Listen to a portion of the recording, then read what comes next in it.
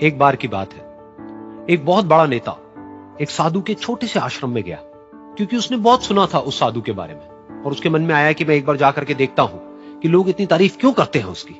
तो जब वो उस आश्रम में गया तो वहां पर एक छोटा सा कमरा था जहां पर एक कालीन बिछा हुआ था। वहां पर कुछ लोग बैठे हुए थे नीचे और साधु जी सामने बैठे हुए थे। कुछ सवाल जवाब चल रहा था। तो जैसे ही वो अंदर गया, वो अकेला नहीं था, उसके साथ में 4 बॉडीगार्ड्स भी थे और उसको ये आदत थी कि जहां पर भी वो जाता था लोग अपनी जगह से खड़े हो जाते थे, उसकी तरफ देखते थे, हाथ जोड़ते थे, अपना सर झुकाते थे।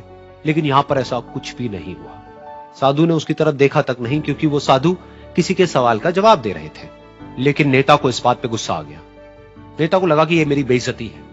तो उस नेता ने साधु की बात को बीच में ही काटते हुए थोड़ा गुस्से से कहा, मैं आपसे कुछ कहना चाहता हूं। साधु ने उसकी तरफ देखा और बोले, आप थोड़ी देर रुकिए, पहले मैं इनके सवाल का जवाब दे लूं, उसके बाद में मैं आपसे बात करूंगा।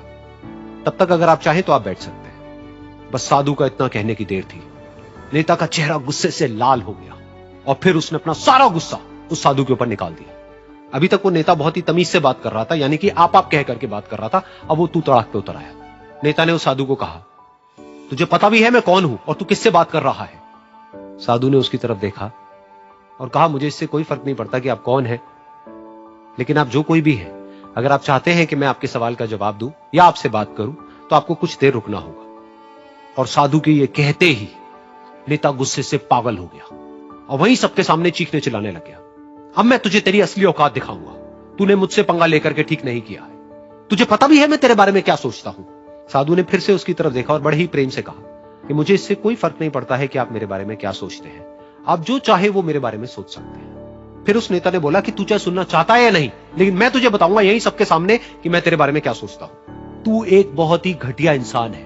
तू कोई साधु नहीं है, तू एक ढोंगी है, पाखंडी है और यहां पर जितने भी लोग बैठे हैं उन सबको बेवकूफ बना रहा है। तेरा बस एक ही मकसद है कि इन लोगों की जेब में जितना भी पैसा है वो सब तेरे पास में आ जाए। तू अपने फायदे के लिए इन लोगों का इस्तेमाल कर रहा है और अब मैं तुझे नहीं छोड़ने वाला। तेरा पर्दाफाश करके रहूंगा पूरी दुनिया के सामने। लेकिन उसके इतना बोलने के बाद भी उस साधु के चेहरे पर हल्की सी मुस्कान बनी ही रही। ये देखकर वो और तिल मिला गया और उसने कहा, अब बहुत हुआ, अब मैं यहां 1 मिनट भी नहीं रुकने वाला। लेकिन अभी भी तेरे पास में मौका है। अगर मुझसे माफी मांगनी है या मुझसे कुछ कहना है तो कह सकता है। इतना सब होने के बाद भी साधु बिल्कुल शांत था और उनके चेहरे पर एक मुस्कान थी। उन्होंने अपनी आंखें बंद कर ली। फिर साधु ने अपनी आंखें खोली, हाथ जोड़े और कहा कि मुझे आपसे कोई गिला शिकवा नहीं है। मेरे मन में आपके लिए कोई भी गलत ख्याल नहीं है। जो भी आपने मेरे बारे में कहा वो आपकी अपनी सोच थी, तो मुझे आप में कोई भी बुराई नजर नहीं आती है। मुझे आप एक बहुत ही भले इंसान लगते हैं। और साधु के इतना कहते ही नेताजी का दिमाग 7वें आसमान पर पहुंच गया। उनके चेहरे पर एक अजीब सी खुशी थी, क्योंकि उस साधु ने वो ही कहा जो बाकी सब लोग उस नेता को कहते हैं। और वो खुशी खुशी उस आश्रम से अपने घर की तरफ चला गया और जा करके अपने पिताजी के साथ में बैठ गया। उसके पिताजी की आंखें बंद थी और वो ध्यान में थे। पूरी जिंदगी उन्होंने सिर्फ लोगों की सेवा करी और बदले में कुछ भी एक्सपेक्ट नहीं किया। तो थोड़ी देर बाद जब उन्होंने अपनी आंखें खोली और देखा अपने बेटे को अपने साथ बैठे हुए, तो उनके बेटे के चेहरे पर आज एक अजीब सी खुशी थी जो आज से पहले उन्होंने कभी नहीं देखी थी।